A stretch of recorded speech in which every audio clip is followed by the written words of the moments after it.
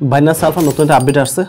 So আপনারা যারা এতদিন যেহেতু পয়েন্ট অ্যাকাউন্টে ক্লেম করতে পারছেন না এয়ারড্রপ, তাদের জন্য গুড নিউজ রয়েছে। আমি কিছুদিন আগে একটা মেইন চ্যানেলে ভিডিও দিয়েছিলাম Binance alpha A to Z বিষয় নিয়ে, যেখানে বলেছিলাম বাইনান্স আলফাতে একটা নতুন আপডেট আসতে পারে, যাদের কম পয়েন্ট রয়েছে তারা এখন এয়ারড্রপ ক্লেম করতে পারবে। তো ওইটারই রেজাল্ট চলে আসছে।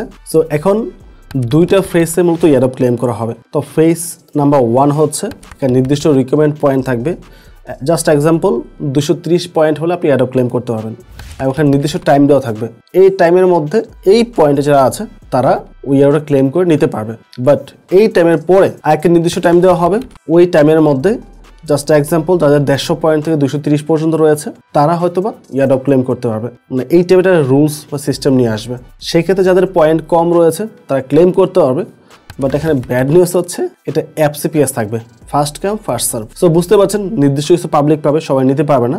যেহেতু বাইন্যান্সে ইউজার অনেক মাত্রায় বেশি, সুতরাং আপনাকে খুব ফাস্ট এখানে ক্লেম করতে হবে। তার জন্য নেট স্পিড ভালো রাখতে হবে। কোনো প্রকার ইন্টারাপ্ট করবে ক্লেম করার সময় এই টাইপের কোনো ইস্যুতে থাকা যাবে না। একদম ফ্রি মাইন্ডেড ঠান্ডা মাথায় বসে খুব দ্রুত as soon as possible claim করতে হবে। এখন পরিপূর্ণ বিষয়টা প্র্যাকটিক্যালি আপাতত বলা সম্ভব না, সেটা আমরা 19 তারিখের পরে দেখতে পারবো, যেহেতু 19 তারিখ থেকে এই রুলসটা স্টার্ট করা হচ্ছে। আমি জাস্ট এক্সাম্পল দিয়ে একটা পয়েন্টের অনুমান দিয়েছি। এখন এক্স্যাক্টলি আসলে পয়েন্ট কত হবে, রিকমেন্ড কি থাকবে, আই ডোন্ট নো। 19 তারিখের পর যখন একটা এয়ারড্রপ আসবে তখন আমরা পরিপূর্ণ বিষয়টা প্রপারলি বুঝতে পারবো। এটা ছিল বাইনান্স আলফার নতুন একটা আপডেট। অ্যান্ড আমরা মূলত আলোচনা করব নতুন একটা প্রজেক্ট নিয়ে। টুমোরো বাইনান্স আলফাতে এবং বাইনান্স BNB হলদের জন্য এয়ারড্রপ রাখা হয়েছে, যেখানে আমরা স্পার্ক টোকেন পাবো। এবং এই স্পার্ক টোকেন হচ্ছে একটা ডিফি প্রজেক্ট, যাদের নির্দিষ্ট স্টেবল কয়েনও থাকবে। সো প্রজেক্টটা স্ট্রং মনে হচ্ছে। বাট তারপরও যেহেতু মার্কেট কন্ডিশন খুব বেশি এটা ভালো না, এয়ারড্রপ পাওয়ার পরপরই সাথে সাথে সেল করে ফেলবেন। ইনিশিয়াল লেভেলে হোল্ড করার প্রয়োজন নেই। বাট পরবর্তীতে এখানে এন্ট্রি নেওয়া ঠিক হবে কিনা, বা প্রজেক্টে কতটা স্ট্রং, ব্যাকএন্ডে কে আছে, এই বিষয় নিয়ে আমরা মূলত কম্পিউটার স্ক্রিন থেকে আলোচনা করবো। আমি চলে আসলাম কম্পিউটার স্ক্রিনে। তো স্পার্ক টোকেনটি অলরেডি বাইন্যান্সে লিস্ট হয়ে গেছে এবং এটা ডিস্ট্রিবিউশন করা হয়েছে যারা আমরা এয়ারড্রপ হোল্ডার রয়েছে, প্লাস আলফাতে যাদের পয়েন্ট ছিল।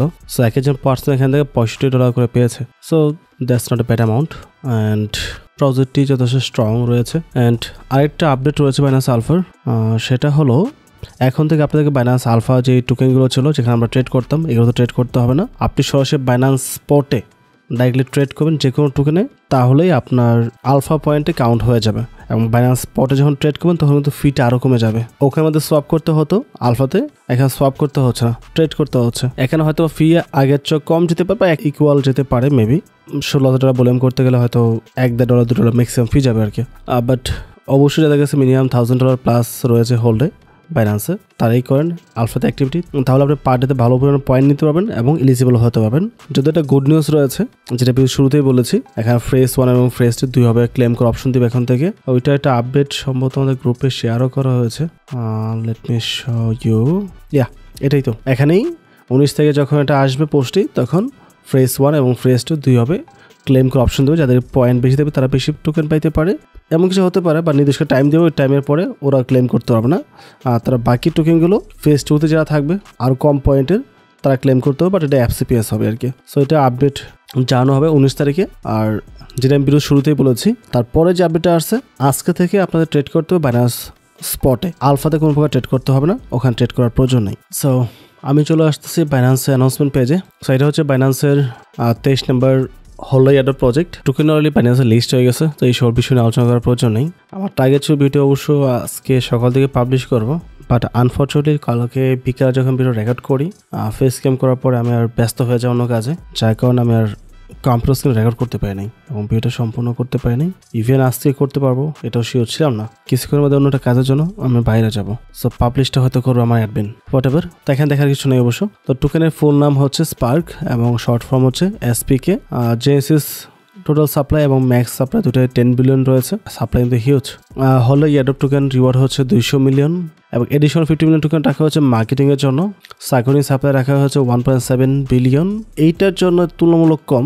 রিসেন্ট হোম টোকেন লিস্ট হয়েছিল যেখানে সাপ্লাই ছিল 10 বিলিয়ন এবং সাইকোনিং ছিল 2.7। সো এর চেয়ে 1 বিলিয়ন বেশি ছিল, রাইট। তো সাইকোনিং সাপ্লাইটা আপাতত কম আছে, এখন বাকিটা ডিপেন্ড করে বেস্টিং এর উপর প্রাইস কেমন হতে পারে। আর যাই হোক, আপাতত এতটুকু ইনফরমেশন এখান থেকে মোর দ্যান এনাফ।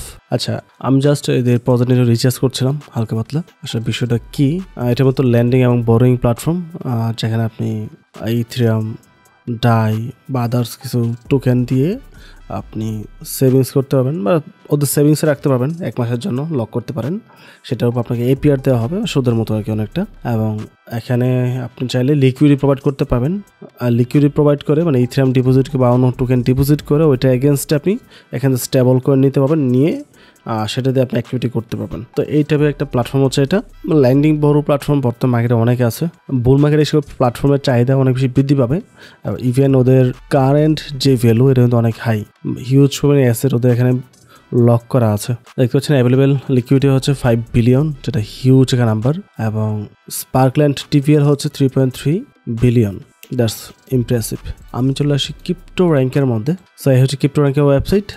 এদের কোনো ফান্ডিং আমি পাই নাই, ফান্ডিংয়ে কোনো ইনফরমেশন বিন্দু পরিমাণ নাই, বাট প্রজেক্টের বিষয়ে যাবতীয় ইনফরমেশন এখানে দেওয়া আছে। যেটা আগে বলছি, Spark is a decentralized finance DeFi platform built on Ethereum network, designed to provide on-chain lending, borrowing and stablecoin service with full transparency and security. So এটা নিয়ে আসলে আলোচনা করার কিছু না। এখানে ল্যান্ডিং বড় প্ল্যাটফর্ম যেগুলো থাকে ওই টাইপের প্রজেক্ট। এবং এখানে আমরা ইটিএস, ডাব্লিউটিএস এবং ডাই দিয়ে এটার এগেনস্টে আমরা ডলার নিতে পারবো, ইউএসডিএস, ওইটা নিয়ে আপনি যে কোনো কাজ করতে পারবেন। সো ওই টাইপের প্ল্যাটফর্ম হচ্ছে এটা। আমরা বেস্টিংয়ে চলে আসি, যেহেতু ফান্ডিংয়ে কোনো ইনফরমেশন নেই এখানে। আজকে তো মাত্র টোকেন মার্কেটে আসছে।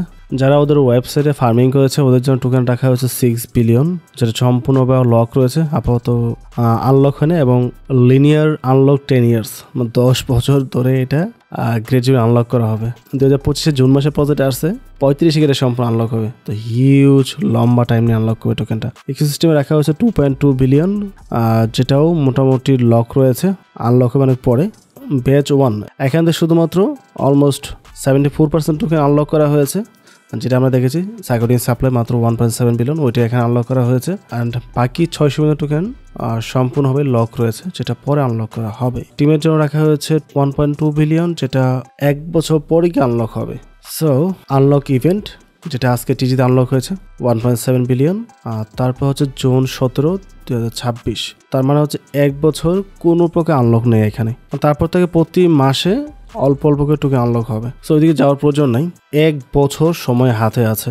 পার্সোনালি ইদানিং যে কটা টোকেন মার্কেটে লিস্ট হয়েছে বা মার্কেটে আসছে, সবচেয়ে ভালো ইনভেস্টমেন্ট হতে পারে এই প্রজেক্টটিতে।